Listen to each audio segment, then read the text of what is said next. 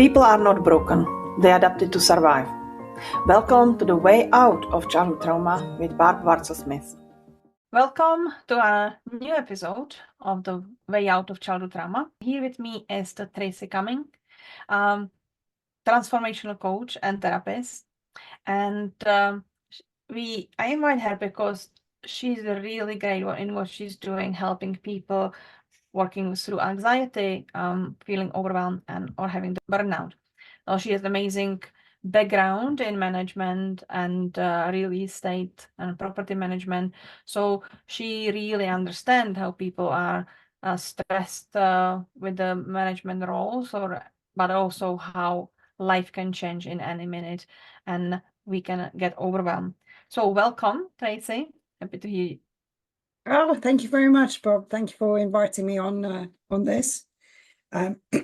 Yes, I sort of, have a real sort of passion for helping people and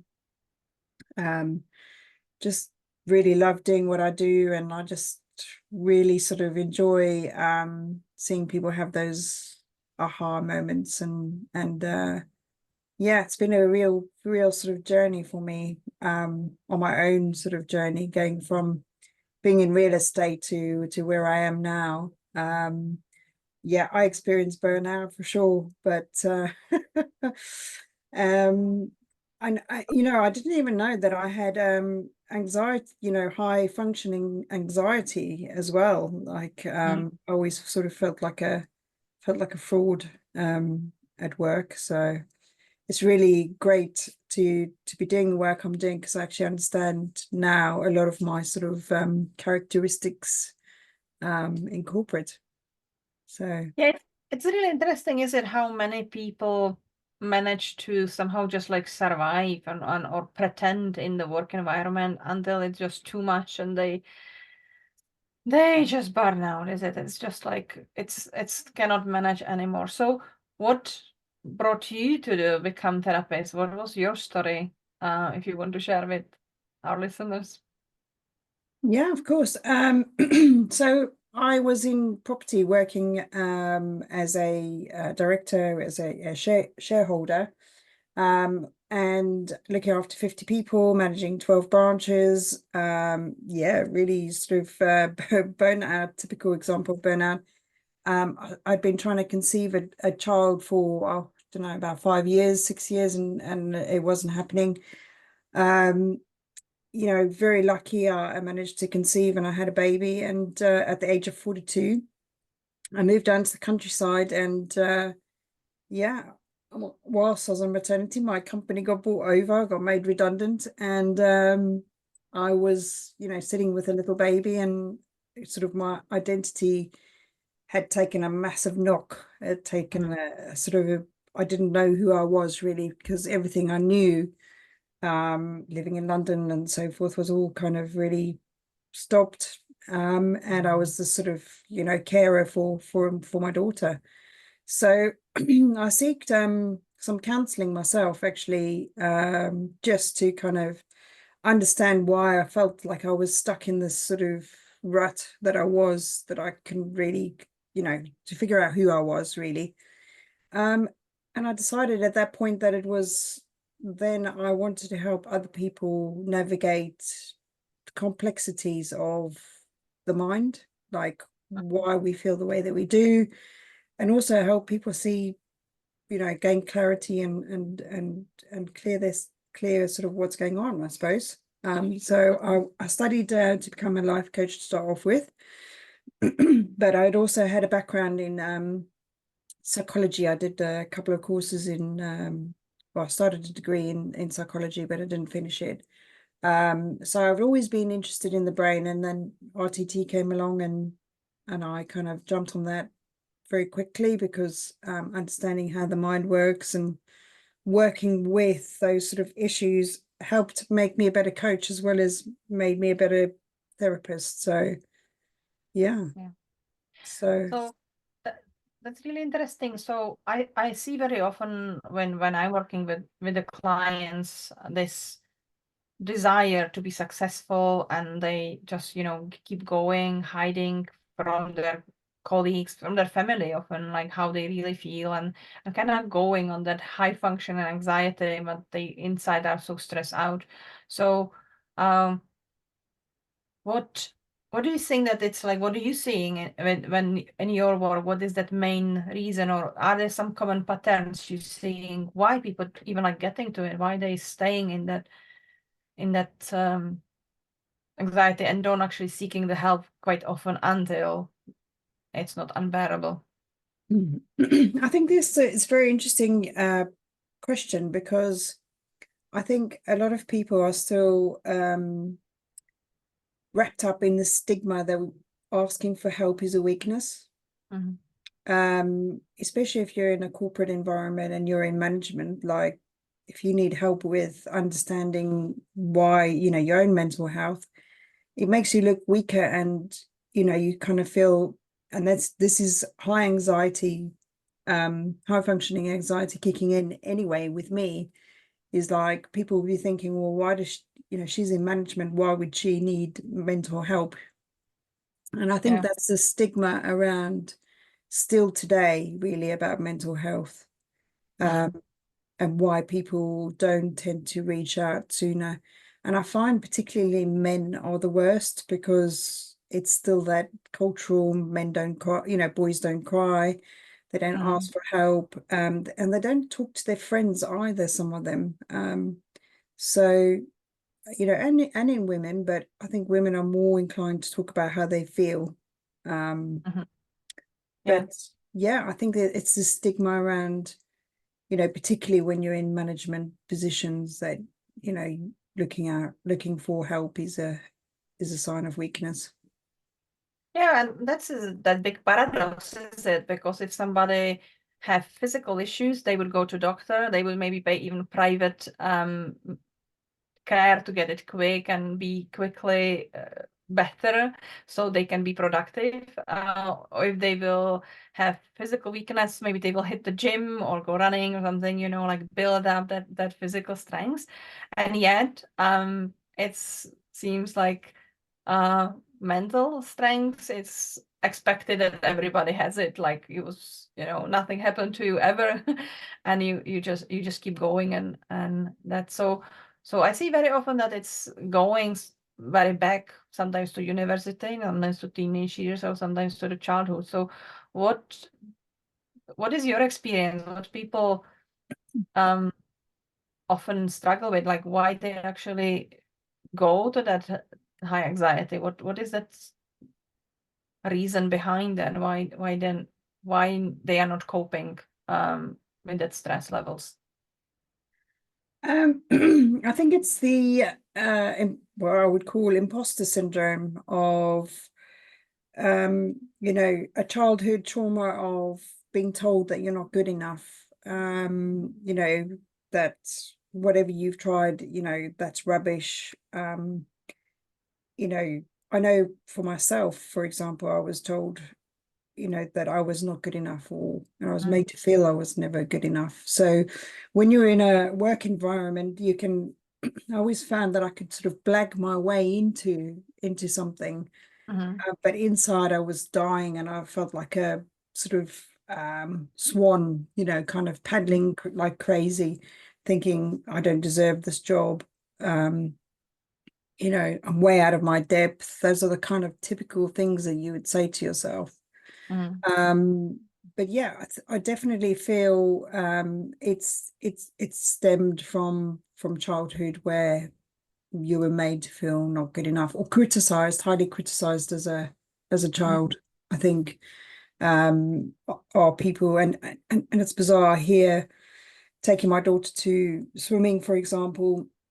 I hear how some of the parents talk to their children, and I think I know exactly how that person's gonna turn out by the language that they're absorbing constantly all the time. I hope Yeah, that that answers your question. yeah. Yeah, absolutely. It's just that it's a lot of people, saying that, oh, I didn't have any childhood trauma. Why am I feeling like this? It's, my parents was normal. They just have these high expectations, or they just even say they want the best for me, but so I don't understand why I'm so, but that pressure given on the children and this criticism actually causing, it's a type of trauma, and a lot Yeah. of people don't see that. So And this is a classic example, sorry to interrupt you, but a classic example is, a parent telling a child that if you can't look somebody in the eye, then, you're not confident enough. And so that person becomes really conscious about how they look at people. But they're doing the best for their child, but in mm, in reality, it can be quite damaging. yeah, yeah. So what changes you see in people which coming to you, or we spoke about that your kind of specialties of like anxiety and depression and overwhelm. So what changes you see when you're working with people? Um, a variety of changes. I mean, I've been working with several clients that, this last sort of quarter who gone from being severely, dependent on medication, antidepressants, not being able to get out of work, feeling quite suicidal actually, to coming off the tablets and feeling really confident, and people saying like, who's that person? Like he's really confident and he's, stepping into his own, he's being a great, you know, sort of being the dream dad that he wants to be, and just really like seeing that person change like that is what lights me up. Um, but yeah, going from this sort of rabbit in the headlights to, actually quite functional and being able to go back to work, to be able to do things that are normal for people, and actually having dreams and goals that they can actually, you know, believe that they can achieve. Yeah, Um, yeah. It's so it's amazing how I see that changes it in people. That yeah, and you mentioned that it was quite a lot of men coming to you now.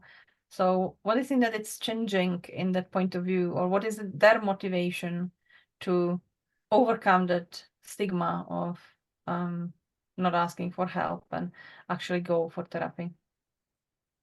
um, I think I have a really good quote on my website, which is about basically not living somebody else's life. It's Mhm. about finding your own truth and, um, no longer kind of wearing somebody else's expectations on you. And I think, I don't know, that seems to be speaking to people because, I think when we are living a life that we're not happy with, we do realize that it's not us, that it's not the truth. And so it's seeking that truth, I guess. Um, I don't know why I seem to be attracting more male people. I think I do have a section on my website based for men. Mhm. Um, and I do find that I think, that we need to be able to support all genders rather than just different genders. And I feel that, yeah, I mean, the approach is different. I find, when I ask them a question, their response is different. Um, I find it harder. They find it harder to talk about their emotions than women do, for Mhm. sure.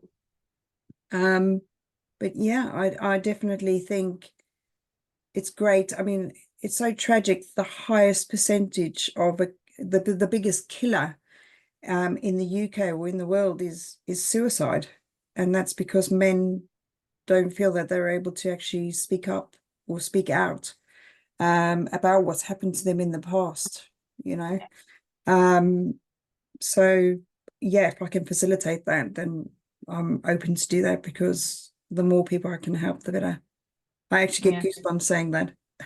Yeah, absolutely agree with you. Actually, also working with quite a lot of men, and I really enjoying it because it's that knock-off effect. Because when we see people speaking a lot of about struggles in the relationships, and very often it's very blame game, like that other person is terrible and abusive or toxic or not caring or, not doing what expected.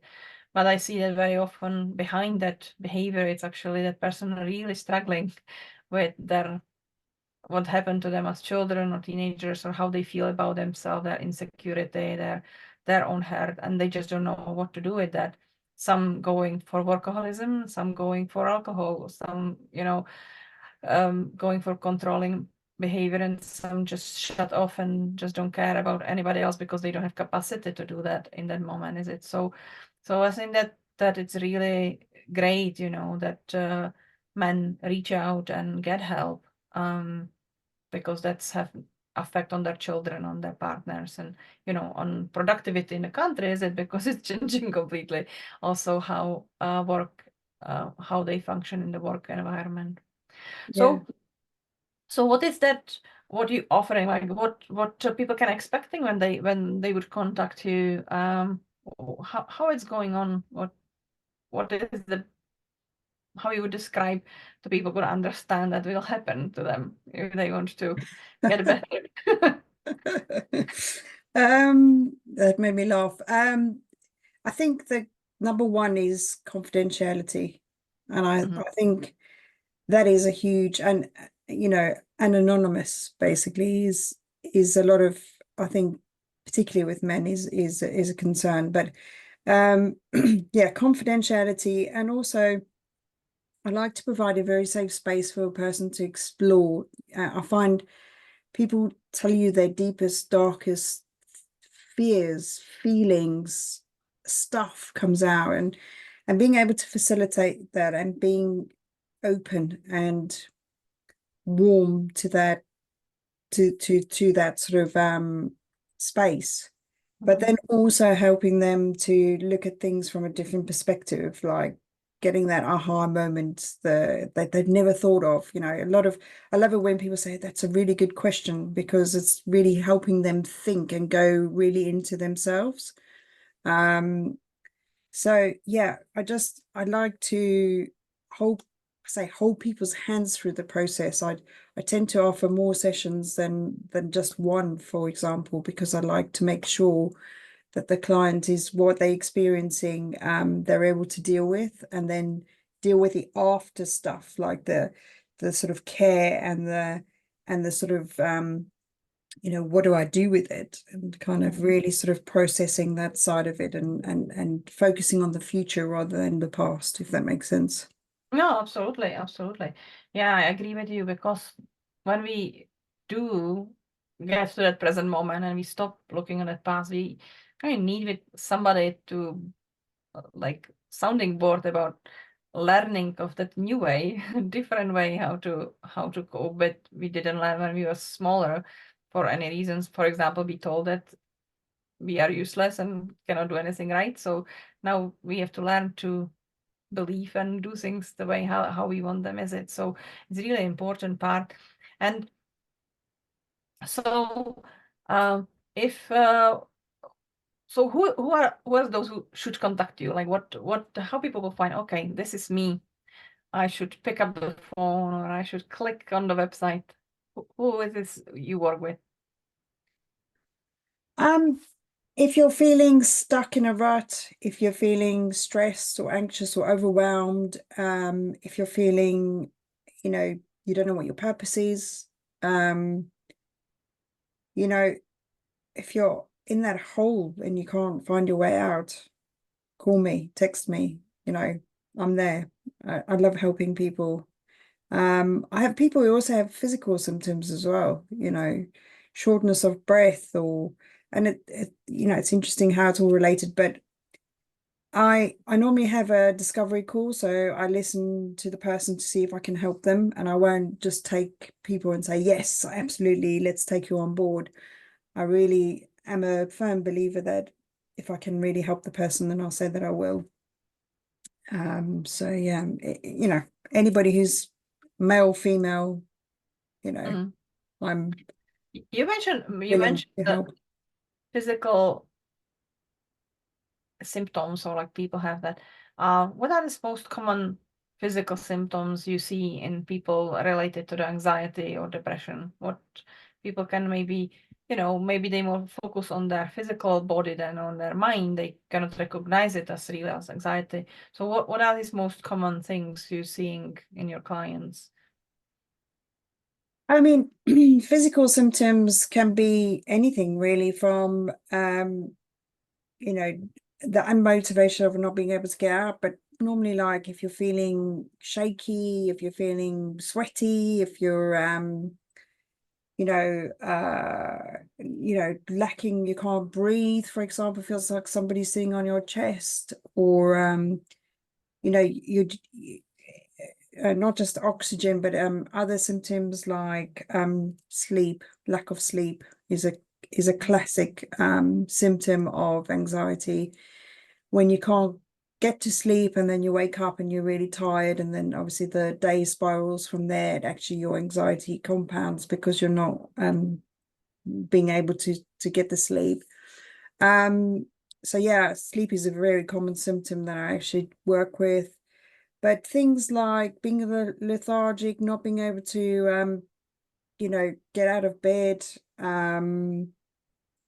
just also I have a lady who can't look somebody in the eye, for example. That's the symptom rather than what's actually going on inside. What other symptoms are, there's loads of them, but those are the classic ones that I come across. Okay. So all of you who's listening us, if you feel like that, you cannot breathe, or you are sweaty, or you're shaky, pick up the phone or contact. That is the hope, yeah. That is the people who can help you and move you from that, because I strongly believe that we all can recover. That it's not that we have different level of what happened to us in our past. Different things, our upbringing was rich or poor, or in illness or in health, and with siblings or with none of them.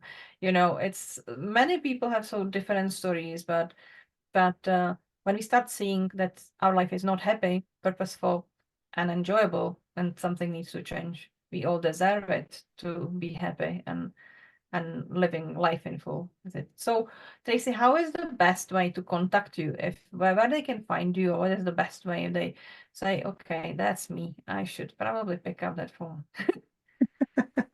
Well, my website is quite simple. It's transformationallifecoach.co.uk. Or you can find me on Instagram. My handle is at lifecoach_TLC. Or my telephone number is 07896304190. Either one of those are. Yeah, I will put the contact details for Tracey to episode description. So anybody who wants to find more or get in touch and check with her if they will be right fit, they can do so. So before we will end, I would want to ask Tracey, what would be like one gift of advice you would give people who feel like that, what they can do like immediately to make themselves feel maybe better, or yeah, what you would advise them, like one tip from your toolbox? One tip from my toolbox would be a very simple technique, and that is to, when you're feeling stressed or anxious, is to stick your tongue at the top of your mouth like that, because it activates something in your brain that basically de-stresses you, but also takes your mind off actually what you're thinking about. So it's like almost like an interruption in your brain pattern. It does provide instant release. You should try it. It's really good. Oh yeah, I will. That's really interesting, putting the tongue on the top. Yeah, that's interesting. So thank you very much for coming. That's great tips, and I hope that we bring some little hope to lives of people who listen to us, because I think that that's important, that we all have the way to get better. The help is available, and it's important to understand that and believe that it's possible. So what would be your kind of last words for people? What will be kind of message you would want to people end up with.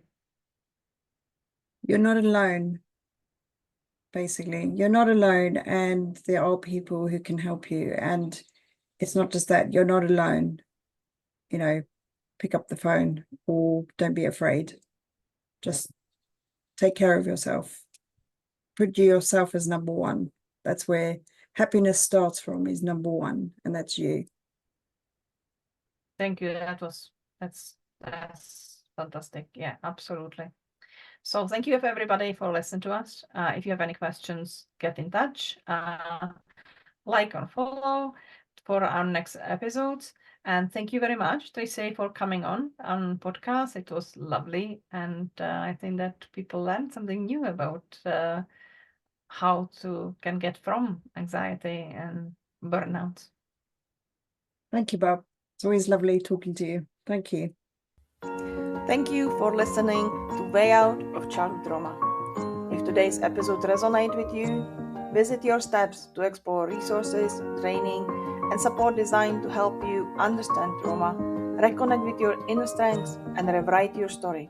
Until next time, take your next step